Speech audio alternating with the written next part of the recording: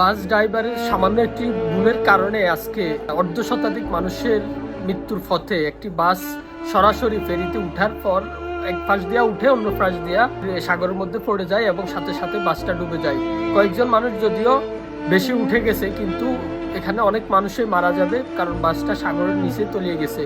তো এটা একমাত্র বাস ড্রাইভারের ভুলের কারণে, সে ভালোভাবে ব্রেক না করার কারণে, অসচেতনতার কারণে আজকে এই ধরনের মর্মান্তিক ঘটনাগুলো আমাদেরকে আবার দেখতে হয়েছে। তো এটা সত্যি হৃদয় বিদারক ঘটনা। আসলে এমন ঘটনার জন্য আমরা কখনো প্রস্তুত থাকি না, কিন্তু এই ঘটনাগুলা প্রতিনিয়তই সতর্ক না থাকার কারণেই, কিছু অদক্ষতার কারণে এই ঘটনাগুলা